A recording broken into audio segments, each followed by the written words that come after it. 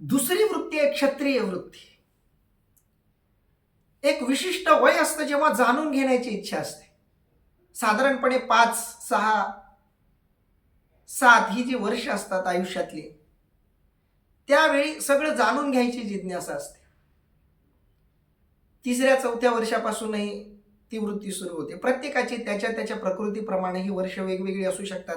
पण एक जिज्ञासा असते. प्रत्येक प्रश्न, मुलं बघा सारखे प्रश्न विचारतात, हे असं का, ते तसं का. आमचा आर्यन खूपदा मला सारखे प्रश्न विचारत असतो.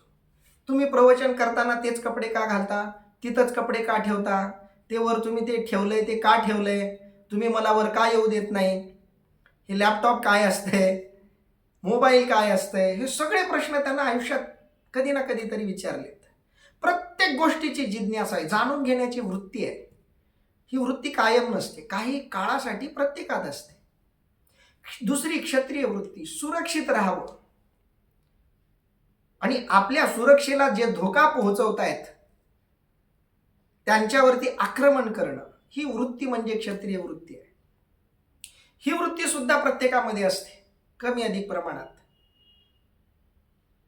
या वृत्तीला वाटतं आपल्यालाही त्रास होऊ नये आणि आपल्या जवळच्या लोकांनाही त्रास होऊ नये.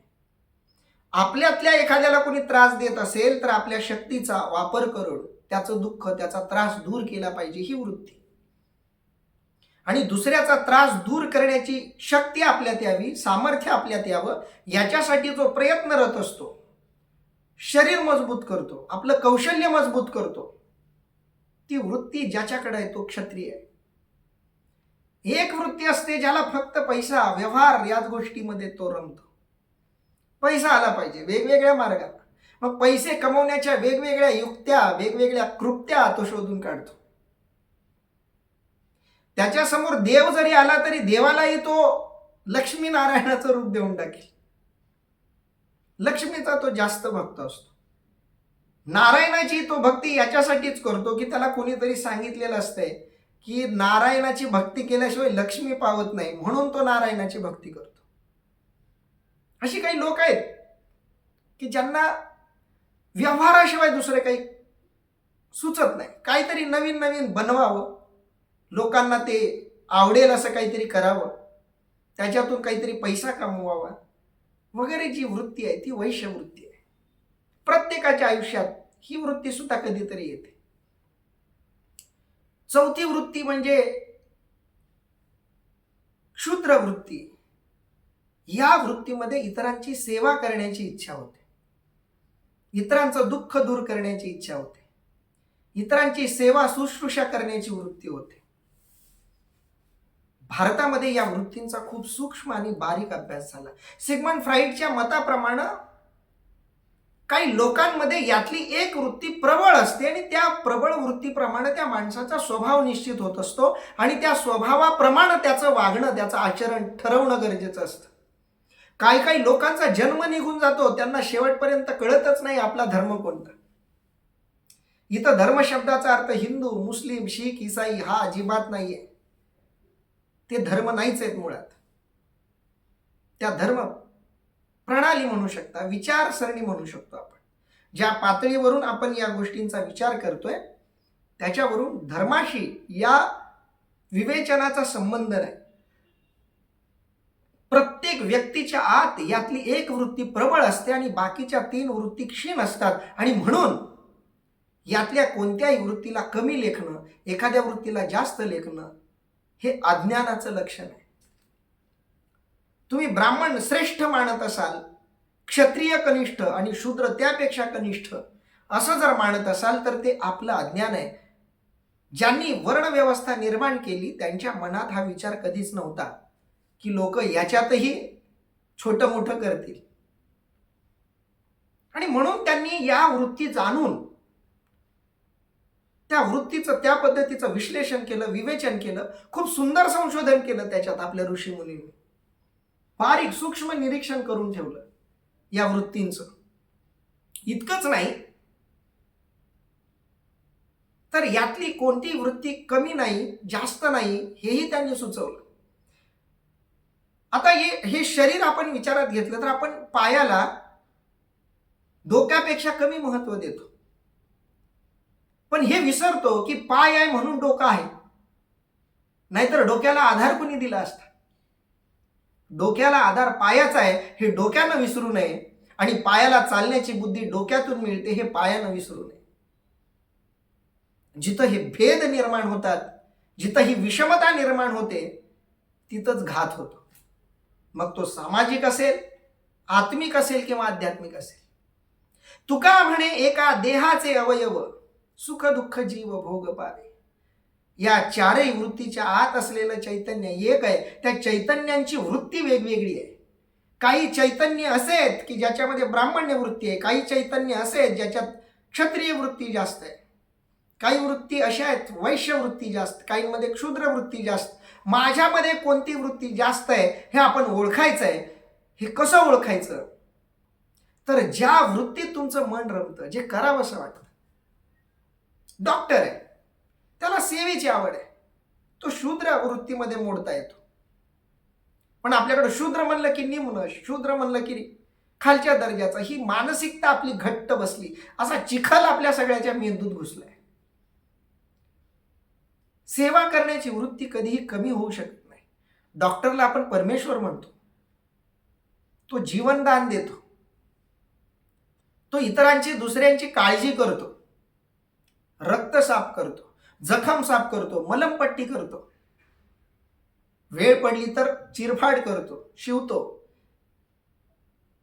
हे सगळं काम जेव्हा एखादा डॉक्टर करतो तेव्हा तो डॉक्टर जीवदान देत असतो. एखादा सैनिक, एखादा पोलीस, एखादा शिपाई तुमचं संरक्षण करतो, तुम्हाला सुरक्षा देतो, तुम्हाला कोणी त्रास देऊ नये या वृत्तीनं तो जगतो. त्याला कमी लेखता येईल? त्याला चपराशी म्हणून आपण हिणवतो, पोलिसांना आपण हिणवतो, सैन्यांना हिणवतो. त्यांना हिणवून कसं चालेल? तेही आपल्या जीवाची रक्षा करतात. आपण ज्या वस्तू वापरतोय, मी चष्मा वापरतोय, कपडा घातलाय, लॅपटॉप वापरतोय, मोबाईल वापरतोय, ग्रंथ वापरतोय, घर बांधतोय, या सगळ्या गोष्टी मला वेगवेगळ्या वैश्य वृत्तीच्या लोकांनी दिलेल्या आहेत, त्या मी वापरतोय. त्यांच्या वृत्तीचा आणि त्यांनी केलेल्या कर्माचा आणि त्यांच्या कर्माच्या परिणामांचा मी आदर केला पाहिजे. मी कोणालाही कमी जास्त जर लेखायला लागलो तर ते माझं अज्ञान आहे. आपल्याकडं चूक ही झाली.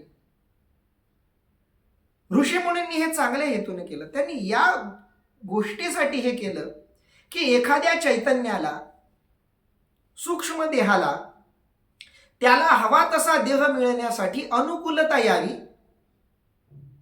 तो सूक्ष्म देह कन्फ्यूज होऊ नये, संदिग्ध होऊ नये म्हणून तशी काही सोपी व्यवस्था आपण करून ठेवली की ज्याची ज्ञानग्रहणाची वृत्ती आहे त्यानं ब्राह्मणाच्या घरात जन्माला यावं, ज्याच्यात क्षत्रिय वृत्ती आहे त्यानं क्षत्रियाच्या वृत्तीत जन्माला यावं. त्या चैतन्याच्या सुमेधेसाठी आपण काही गोष्टी केल्या. पण असंही नाही की जो ब्राह्मण जातीत जन्माला आलाय त्याला शूद्र होता येणार नाही, जो शूद्र वर्णात जन्माला आलाय त्याला ब्राह्मण होता येणार नाही. ही सूट होती आपल्याकडं. म्हणून मातंग ऋषी शूद्र असूनही, म्हणजे जातीनं मी म्हणतोय, प्रभू रामचंद्रजीचे गुरु बनू शकतात. कारण त्यांनी ओळखलं जन्म जरी उपेक्षित जातीत झालेला असला तरी मी वृत्तीनं मी ब्राह्मण आहे. विश्वामित्रांनी ओळखलं, ते जन्माला आले होते क्षत्रिय जातीत पण झाले ते ब्राह्मण, कारण ओळखलेलं होतं. वाल्याकोळी इतरांना मारत होता तेव्हा तो शूद्र वृत्तीत जगत होता, शूद्र वर्णात जगत होता. पण जेव्हा त्याच्यातलं आत्मतत्व जागृत झालं आणि ते महर्षी वाल्मिक बनले, आपण महर्षी वाल्मिकांकडे ज्या नजरेनं बघतो, एका शुद्ध ब्राह्मण ऋषीच्या नजरेनं आपण त्यांच्याकडे बघतो. म्हणून तुम्ही कोणत्या जातीत जन्माला आलात याच्यावरून तुम्ही स्वतःचं आणि इतरांकडे बघण्याचं निश्चित करत असाल तर तो दोष आपला आहे. आणि इथंच गोंधळ झाला. काही लोकांनी याच्यामध्ये राजकारण आणलं, याच्यामध्ये समाजकारण आणलं, याच्यामध्ये स्वार्थ आणला आणि आपल्याला अनुकूल अशी व्यवस्था त्यांनी लावून टाकली. मग ब्राह्मण श्रेष्ठ झाले, त्यांच्यानंतर क्षत्रिय श्रेष्ठ झाले, त्यांच्या खालोखाल वैश्य आणि शूद्र विचारे सगळ्यांची सेवा करणं हाच धर्म मानून जगू लागले. आणि याचा परिणाम असा झाला की भारताची सनातन व्यवस्था बिघडून गेली. या वर्ण व्यवस्थेच्या विकृत मानसिकतेनं सनातन धर्म बाधित झाला, डागाळला. कारण त्याचं अनुकरण करणाऱ्यांनी मध्ये स्वार्थ होतला. मूळ संतांची, ऋषींची जी मूळ भूमिका होती तीच लोक विसरून गेले. ज्याला जे करावंसं वाटतंय ते त्याला करू देणं. बाबासाहेब आंबेडकर यांना शिकण्याची प्रचंड इच्छा होती, कारण ते वृत्तीनं ब्राह्मण होते. पण त्यांच्या या वृत्तीला या समाज व्यवस्थेनं वेळोवेळी अडवलं. त्यांना शिकू दिलं नाही, त्यांना अभ्यास करू दिला नाही. जिथं जिथं जमेल तिथं तिथं त्यांना अडवलं. असे किती आंबेडकर या समाज व्यवस्थेनं, या वर्ण व्यवस्थेच्या या विपरीत अर्थ मानण्यानं कितीतरी चैतन्यांचं, आत्म्याचं नुकसान झालं.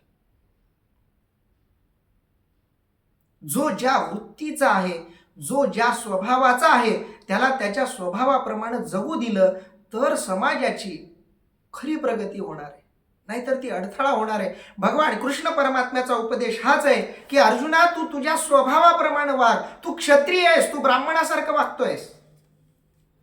ब्राह्मणासारखं वागणं चुकीचं नाहीये, पण क्षत्रियानं ब्राह्मणासारखं वागणं चुकीचं आहे. हे तितकंच चुकीचं आहे जेवढं एखाद्या ब्राह्मणानं क्षत्रियासारखं वागणं चुकीचं आहे. भगवान परशुराम ब्राह्मण जाती जन्माला आले, पण जेव्हा गरज वाटली तेव्हा शस्त्र हातात घेतलं आणि क्षत्रिय बनले. ही सुविधा होती आपल्याकडं, पण ती सुविधा आपण मध्येच सोडून दिली आणि आपल्या स्वभावाच्या विपरीत वागायला लागलो. समाज व्यवस्थेनं बाध्य केलं आपल्या इच्छेच्या विपरीत वागण्यासाठी या व्यवस्थेला.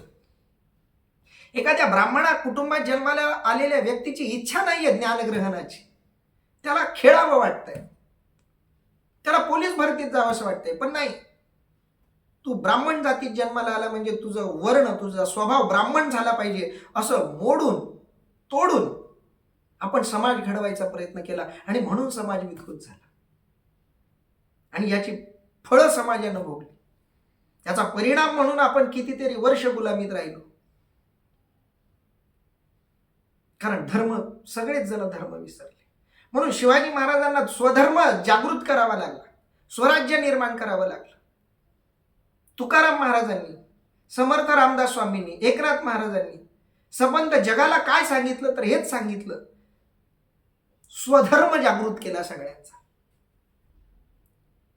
प्रत्येकानं आपल्या धर्माला जागून काम केलं पाहिजे, हाच भगवंताचा उपदेश आहे. म्हणून भगवंत सांगताय, तू अजूनही का न विचारिशी, काय ही चिंती तू आहासी, स्वधर्म तो विसरलासी तरा विजेने. अरे स्वभावाप्रमाणे तू जगलास तर तरशील. आपण आपल्या स्वभावाप्रमाणे जगलो तर जसे आलो तसे संतपणे निघून जाऊ. कुणाला दुःख नाही, कुणाला त्रास नाही. ज्यानं तराव ते तोच स्वधर्म तू विसरलायस. या कौरवा भलते जाहले, अथवा तुझची काही पातले, की युगची हे बुडाले जरी येथ. भगवंत सांगतायत, या कौरवांचे भलतेच झाले, ते मेले, अथवा तुझ्यावरच काही प्रसंग आला, अगर हे जग बुडाले तरी. अर्जुना, तू स्वधर्म सोडू नको, कोणत्याही वेळी स्वधर्म सोडू नको. कारण स्वधर्म सोडला की तो काही काळापुरताच धरता येतो. दुसऱ्याचा धर्म तुम्ही जास्त वेळ टिकून धरू शकत नाही. जर धरता येत असता तर तो तुमचा स्वभाव धर्म असता. ज्याला मारामारी जमत नाही त्यानं मारामारीत पडू नये. थोडा वेळ त्याला वाटतं आपण मारामारी करावी, थोड्या वेळानंतर त्याला कळतं हे आपलं काम नाही. त्यानं ते ओळखावं आणि आपल्या स्वभावाप्रमाणे राहावं. याच्यानं समाज व्यवस्था नीट राहते. या कौरवा भलते झाले, या कौरवांना काही हो, ते मरोत राहोत, किंवा तुझची काही पातले, किंवा तुलाच काही झालं, त्यांना काही होण्याच्या ऐवजी तुलाच काही झालं, किंवा हेही सोडून दे की युगची हे बुडाले, हे सगळं जगच बुडून गेलं. जरी इथं जग बुडून गेलं, काय तुला काही झालं काय किंवा कौरवांना काही झालं काय, तरी स्वधर्मो एको आहे तो सर्वथा त्याज्य नोहे, मग तरी चेल काय पाहे कृपाळूपणे. अर्थात तरी पण स्वधर्म म्हणून जो एक आहे त्याचा मुळीच त्याग करता येत नाही. असे आहे तर दयाळूपणाने तू तरशील काय, विचार कर. तरी स्वधर्म एको आहे, स्वधर्म हा एकमेव असा आहे जो सर्वथा त्याज्य नोहे. स्वधर्माला सोडता येत नाही. पाण्यानं कितीही ठरवलं तरी पाणी पाण्याचा धर्म सोडू शकत नाही. अग्नीनं कितीही ठरवलं तरी अग्नी अग्नीचा धर्म सोडू शकत नाही. वाऱ्यानं कितीही ठरवलं तरी वारा वाऱ्याचा धर्म सोडू शकत नाही. तसा आपला जो स्वधर्म आहे तो स्वधर्म जाणून आपण त्या स्वधर्माप्रमाणे वागलो पाहिजे, स्वधर्माप्रमाणे जगलो पाहिजे. आपण आपल्या स्वधर्माप्रमाणे जगलो, वागलो की वेगळं काही मोक्षासाठी करण्याची गरज नाही. तो मार्गच आपल्याला मोक्षापर्यंत घेऊन जातो. आणि म्हणून दोन गोष्टी आहेत. एक, आपणही स्वधर्म सोडायचा नाहीये आणि स्वधर्मही आपल्याला सोडू देत नाहीये. दोन्ही गोष्टी नीट थोड्या सूक्ष्मपणे समजून घ्यायच्या आहेत. माझी विशिष्ट अशी वृत्ती आहे, मला ती वृत्ती कळालेली आहे. मला वाचावं वाटतं, मला ऐकावं वाटतं, मला लोकांना काहीतरी सांगावं वाटतं. ही माझी वृत्ती आहे आणि ही माझी वृत्ती आहे. याचा अर्थ असा नाही की आमच्या घराण्यात हीच वृत्ती चालत आली. आमच्या गावामध्ये, आमच्या भावकीमध्ये पोलीस पाटीलकी आहे.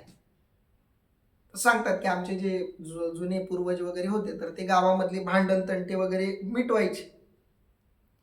पण आमचे वडील माळकरी झाले. मारामारी म्हटलं की त्यांना भीती वाटायची. ते वारकरी झाले.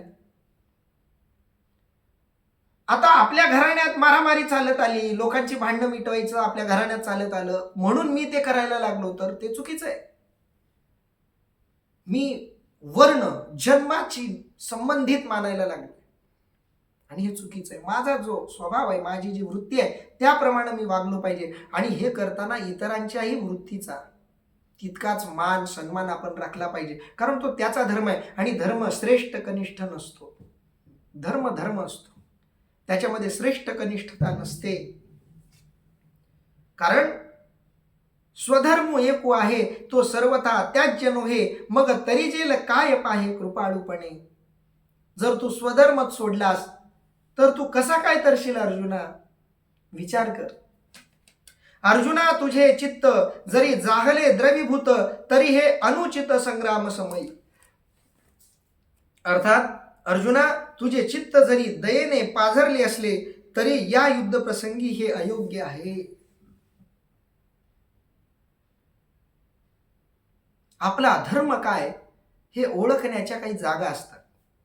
विशिष्ट जागी विशिष्ट वेळी आपला धर्म आपल्या समोर येत असतो. आपला धर्म आपल्याला कळत असतो. मी काय आहे, मी कोण आहे हे कधी कधी आपल्याला कळतं. असे काही प्रसंग आपल्या आयुष्यामध्ये येतात की त्या प्रसंगांमुळे आपल्याला कळायला लागतं माझा जन्म कशासाठी झालाय, मी काय करण्यासाठी या जगात आलोय, हे कधी कधी कळतं.